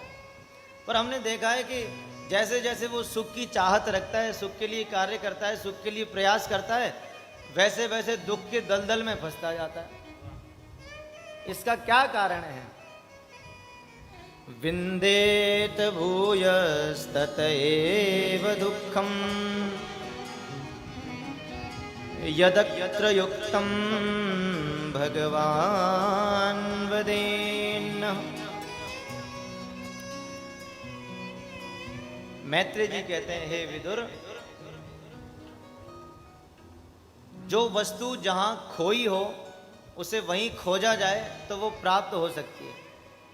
कोई वस्तु खोई हो वृंदावन में और उसको खोजा जाए दिल्ली में, तो वो वस्तु आपको कभी प्राप्त नहीं होगी। जीवन भले ही निकल जाए पर आप उस वस्तु को कभी प्राप्त नहीं कर सकते। मैत्रेय जी कहते हैं, भैया इस संसार में सुख है ही नहीं। संसार में तो केवल दुख ही दुख है। गीता में भगवान संसार का लक्षण करते हुए कहते हैं कि ये संसार क्या है? दुखालयम अशाश्वतम। ये नाशवान संसार है और ये दुखालय है। जैसे विद्यालय में जाओगे तो विद्या प्राप्त होगी, पुस्तकालय में जाओगे तो पुस्तकें प्राप्त होंगी, ऐसे दुखालय में आओगे तो भैया दुख ही दुख मिलेगा। अगर सुख चाहते हो तो भगवान श्री नारायण के पाद पद्मों का ध्यान करो। विदुर जी ने मैत्रेय जी से सृष्टि विषयक प्रश्न किया। श्री मैत्रेय जी कहते हैं, भैया भगवान के नाभि कमल से श्री ब्रह्मा जी प्रकट हुए। ब्रह्मा जी ने सर्वप्रथम अपने मन से 4 कुमारों को प्रकट किया। सनत, सनंदन, सनातन, सनत कुमार। सनत कुमारों की कथा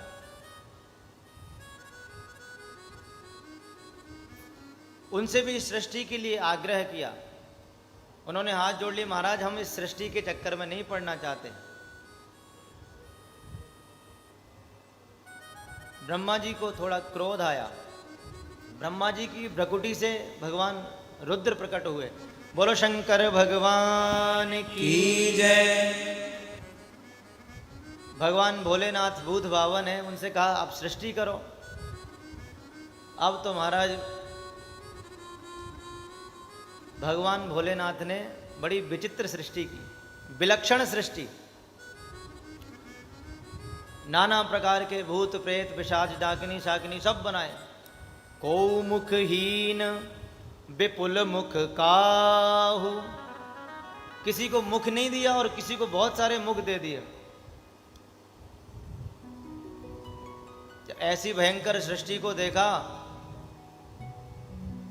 ब्रह्मा जी ने हाथ जोड़ लिए, महाराज हमें ऐसी भयंकर सृष्टि नहीं करानी।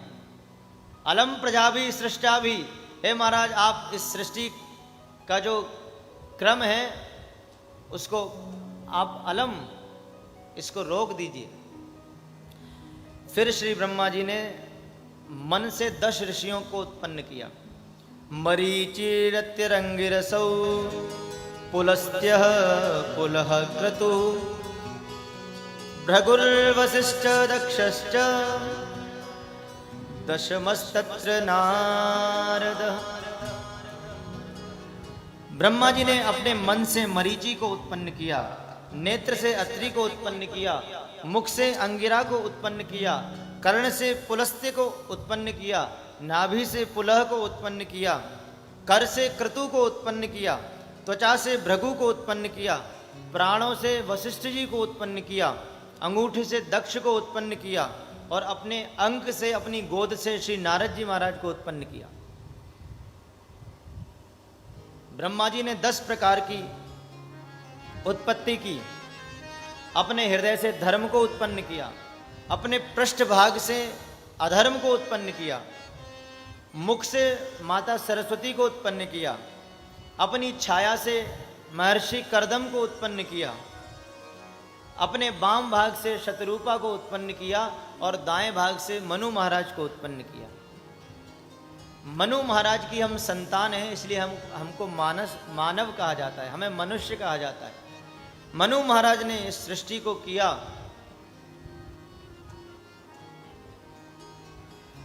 मनु महाराज की 5 संतान हुई, 3 पुत्र, 3 पुत्री और 2 पुत्र। देवहूति, आकुति, प्रसूति ये पुत्रियां हैं, और प्रियव्रत और उत्तानपाद ये पुत्र हैं।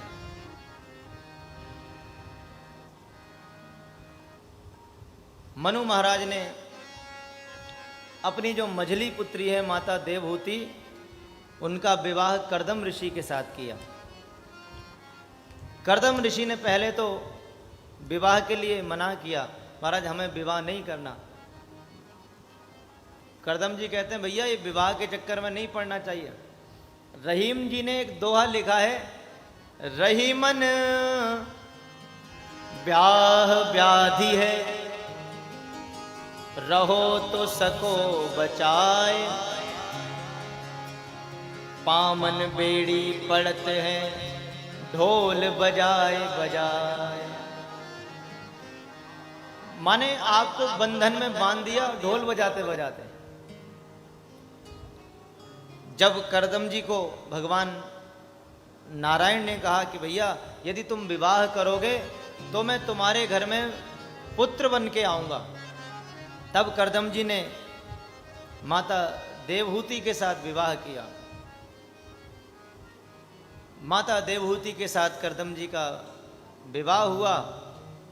9 कन्या उत्पन्न हुई। 9 कन्याओं का विवाह नव ऋषियों के साथ किया, और अंत में भगवान कपिल प्रकट हुए। बोलो कपिल भगवान की जय। जय जय श्री राधे। करदम जी महाराज तो तपस्या करने के लिए जंगल में चले गए, पुत्रियां अपने अपने घरों में चली गईं। अब उस आश्रम में केवल माता देवहूति और भगवान कपिल बचे। एक दिन माता देवहूति भगवान कपिल की शरण में आई। तम त्वागताहं शरणं शरण्यम। हे महाराज, मैंने ये अच्छी प्रकार से जान लिया है कि इस संसार में केवल आप ही शरण्य हो। यदि कोई शरण में जाना चाहे तो केवल एकमात्र आप ही शरण में जाए। भगवान नारायण को शरण शब्द से अत्यंत प्रेम है। शरण शब्द सुनते ही प्रभु बड़े प्रसन्न हो जाते हैं। जब तक कोई व्यक्ति नहीं कहता है कि भैया प्रभु मैं आपकी शरण में हूं, तब तक भगवान उस जीव को अपनाते नहीं हैं। और जब एक बार भगवान की कोई शरण में आ जाता है तो भगवान उस जीव के समस्त पाप ताप संताप नष्ट कर देते हैं। माता देवहूति भगवान कपिल की शरण में आई। तम त्वागताहं शरणं शरण्यं स्वभृत्य संसार तरो कुठारम। महाराज मैं आपकी शरण में आई हूं। आप मेरा ये जो संसार रूपी वृक्ष फैला हुआ है, आप अपने ज्ञान के अस्त्र से मेरे इस संसार रूपी वृक्ष का नाश कर दीजिए, उसको काट दीजिए। स्वभृत्य संसार तरो कुठारम। व्यक्ति संसार रूपी वृक्ष में ऐसा उलझ जाता है,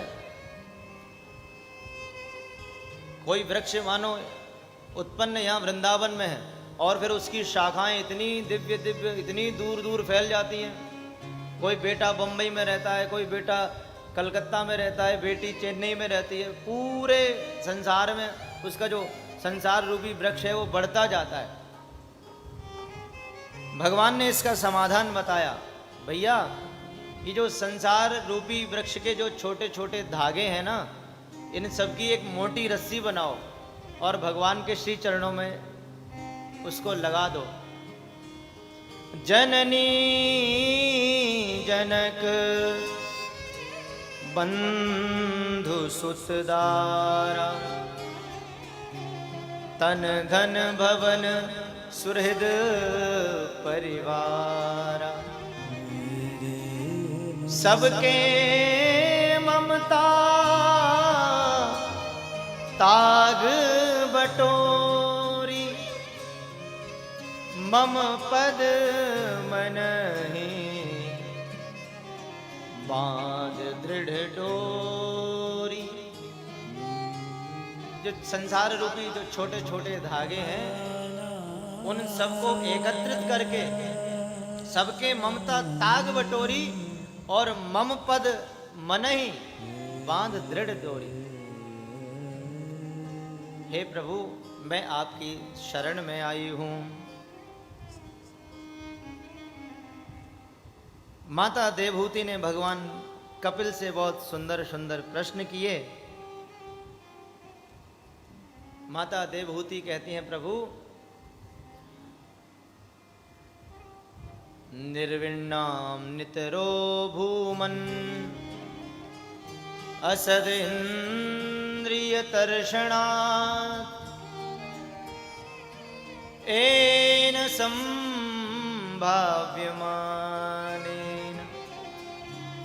प्रपन्नांधं तमः प्रभो। महाराज, ये इंद्रियों को कैसे तृप्त किया जाए, मन को कैसे आपसे लगाया जाए और संसार रूपी बंधन से कैसे छुटकारा पाया जाए। भगवान कपिल ने कहा, माता यदि तुम इस संसार रूपी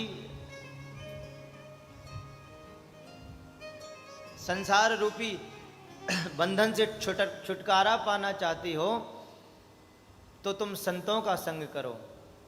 सताम प्रसंगान मम वीर्य संविदो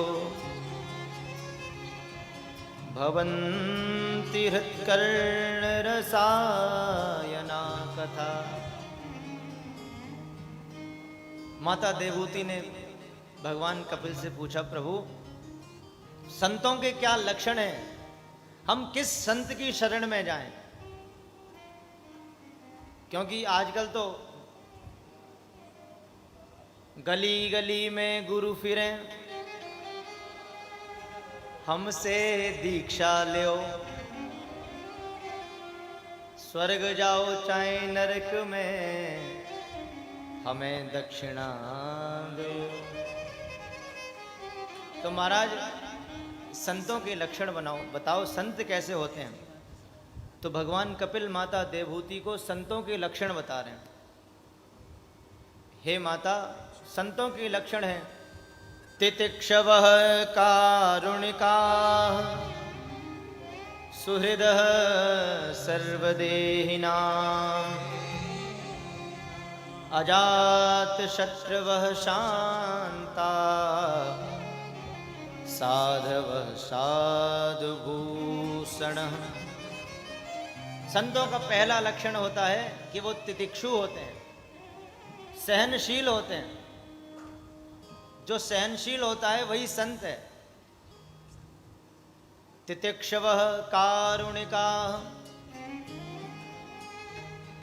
आप उनका सम्मान करें तब भी वो प्रसन्न हैं।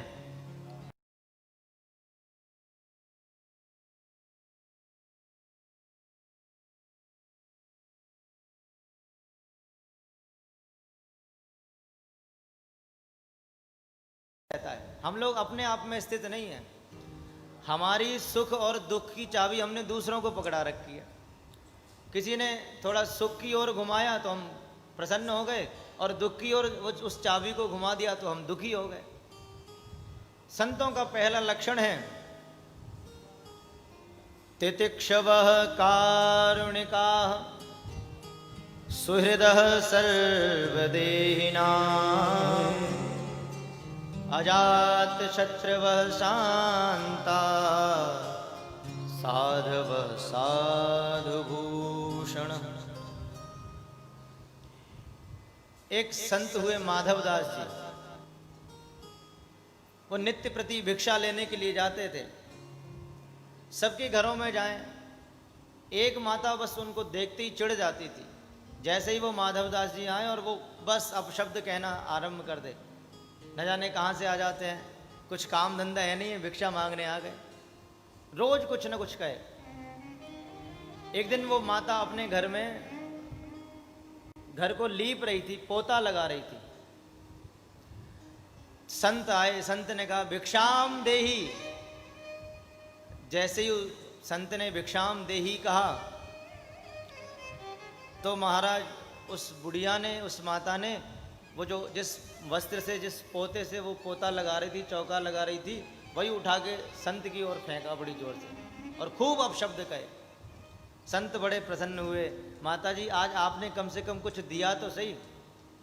और उसको, उस पोते को लेकर अपने घर की ओर जाने लगे। पर उन्होंने सोचा कि देखो इस बुढ़िया ने मुझे कुछ दिया है तो मुझे भी इसको कुछ आशीर्वाद देना चाहिए। संत माधवदास ने कहा कि संत माधवदास भी उत्तर इसी का देगा, और पोता दिया है तूने तो जा, पोता तुझे मिलेगा। उस बुढ़िया के घर में उसके पुत्र के कोई संतान नहीं थी, पोता नहीं था। संत ने प्रसन्न होकर आशीर्वाद दिया। उस वस्त्र को लेकर आए, पहले उसको खूब साफ किया। संत का संग पाकर वो वस्त्र भी धन्य हो गया। वो वस्त्र कहने लगा धन्य है सत्पुरुषों का संग, बदल देते जीवन का ढंग। वो वस्त्र कहता है देखो, कहां तो मैं उस अशुद्ध अवस्था में पड़ा था, पोता में रोता था पड़ा, जहां रक्त और पीव, चौके में फेरा जाता, मरते थे लाखों जीव, आ गया था जीवन से तंग, बदल देते जीवन का ढंग। वो वस्त्र कहता है देखो, जल में डाल के साफ किया और दीना घृत में डाल। संत ने उस वस्त्र को पहले खूब स्वच्छ किया, साफ किया, सुखाया, छोटे छोटे टुकड़े बनाए, आरती की बत्ती बनाई और घी में डाल दिया। जल में डाल के साफ किया और दीना घृत में डाल। इसी तरह हरि मंदिर पहुंचा, देखा हरि का द्वार, बन गया पूजा का एक अंग, बदल देते जीवन का ढंग। धन्य है सत्पुरुषों का संग, बदल देते जीवन का ढंग।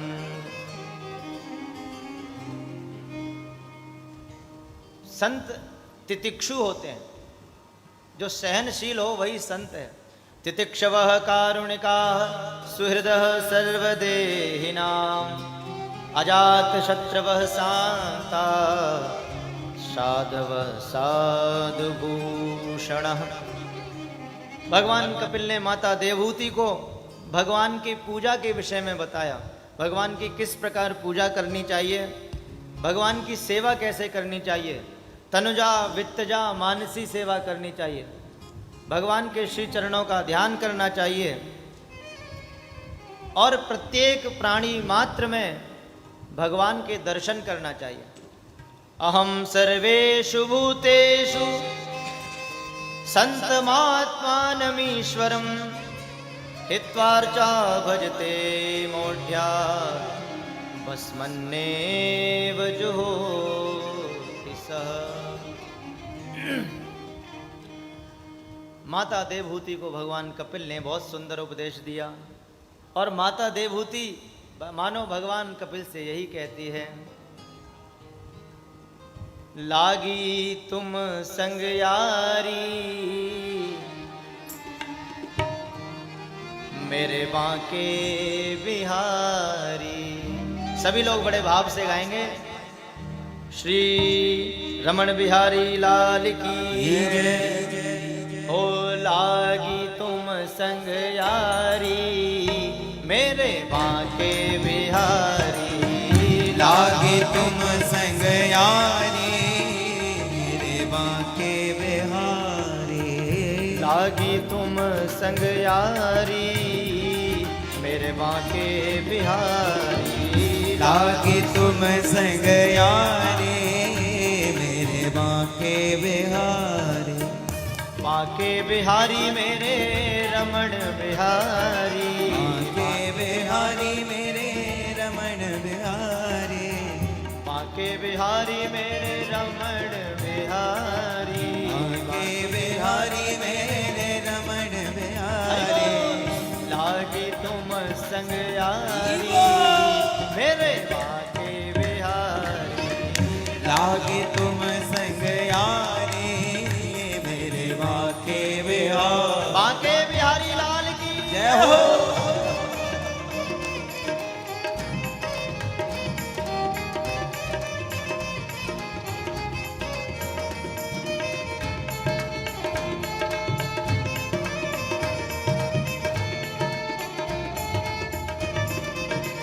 हो लागी तुम संग यारी मेरे बांके बिहारी। लागे तुम संग यारी मेरे बांके बिहारी।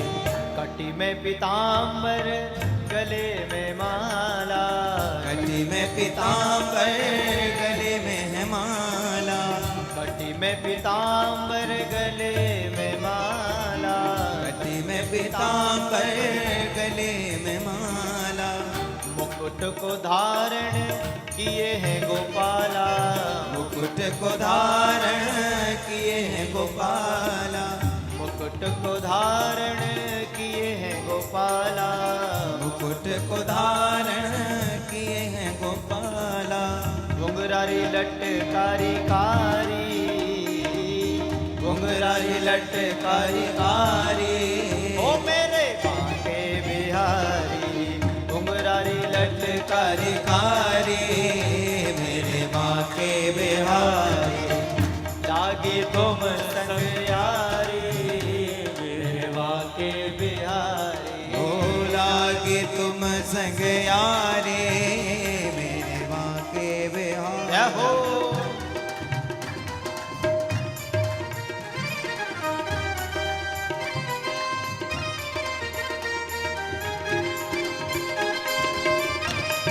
राधा रमण भगवान की।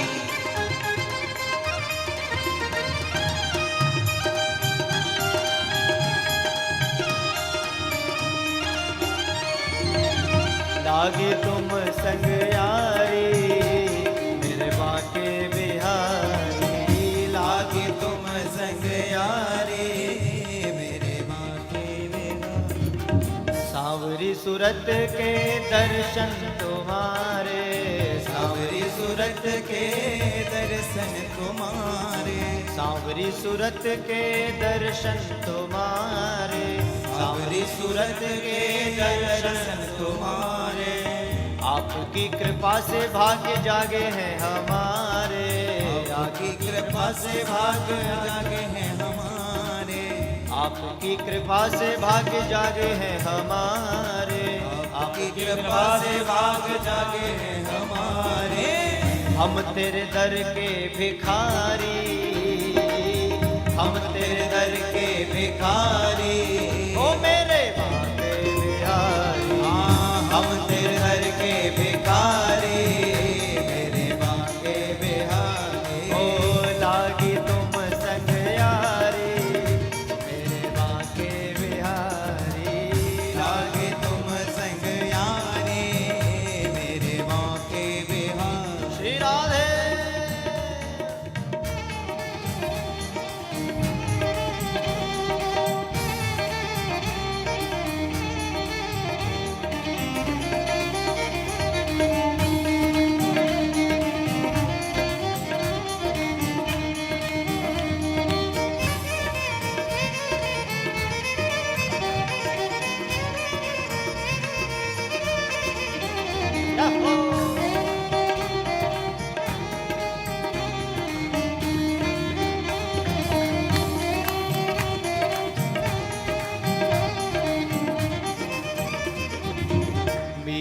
के प्रभु गिरधर नागर, मीरा के प्रभु गिरधर नागर, मीरा के प्रभु गिरधर नागर, मीरा के प्रभु गिरधर नागर, मीरा के प्रभु गिरधर नागर, मीरा के प्रभु गिरधर नागर, चरण कमल बलिहारी, चरण कमल बलिहारी, ओ मेरे बांके बिहारी, चरण कमल बलिहारी, मेरे बांके बिहारी, लागी तुम संग यारी, मेरे बांके बिहारी, लागी तुम संग यारी, मेरे बांके बिहारी, बांके बिहारी मेरे बांके बिहारी, बांके बिहारी मेरे बांके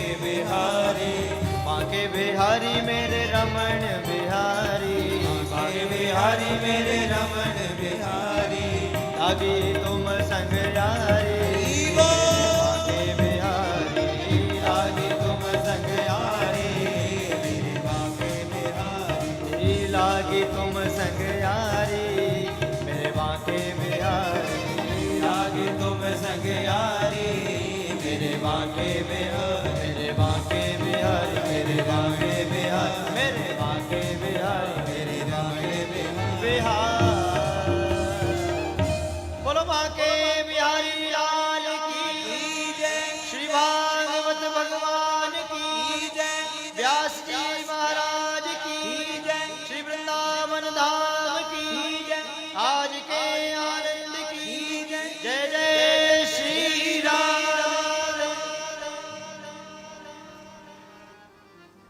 माता देवहूति के ऊपर भगवान कपिल ने कृपा की। भगवान कपिल गंगा सागर को चले गए और माता देवहूति वहीं उसी स्थान पर द्रवीभूत हो गईं और सिद्धिदा नामक नदी बन गई। आज की कथा को यहीं विश्राम।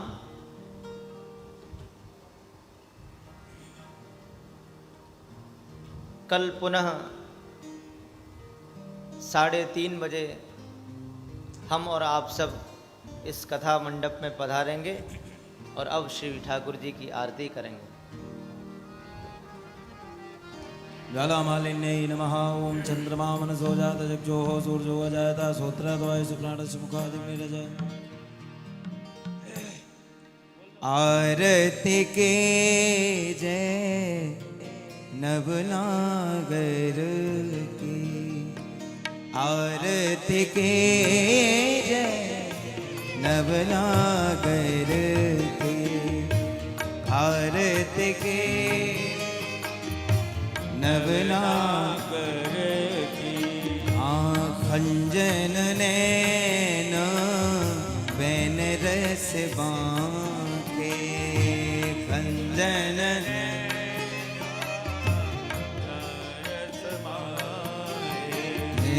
खंजन नैन रस बांके, खंजन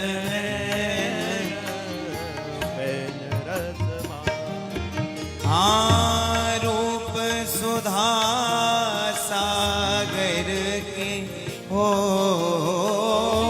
रूप सुधा सागर के। आरती के जय नवनागर के, आरती की जय नवनागर। पान खात मुष ज्ञात मनोहर, पान खात ज्ञात मनोहर। मुख सुषुमाया गर के हो, मुख सुषुमाया गर के। आरती के जय नवनागर के, आरती के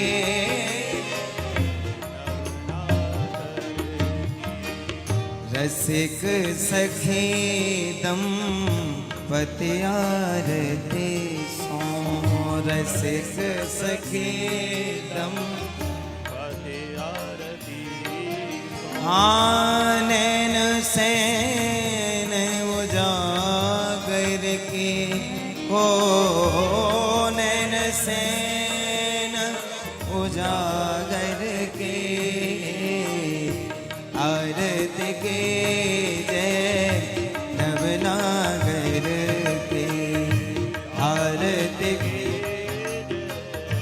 नवनागर के कर्पूर गौरम करुणावतारम संसार सारम भुजगेन्द्रहारम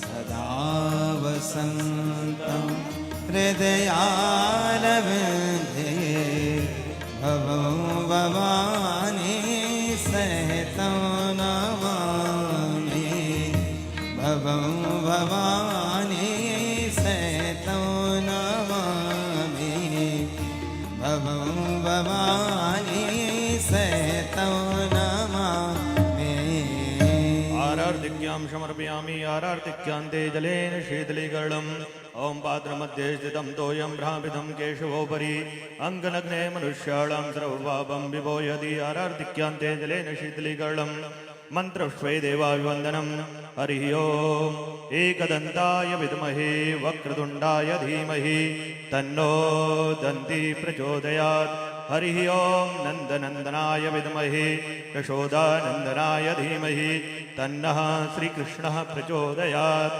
नानासुगन्धिपुष्पाणिर्यथा कालोद्भवानि च पुष्पाञ्जलिर्मया परमेश्वरः श्रीभगवते पुराणपुरुषोत्तमाय नमः बालगोपालाय नमः सांगाय सायुधाय सशस्तिकाय मण्डपमण्डलसहिताय मन्त्र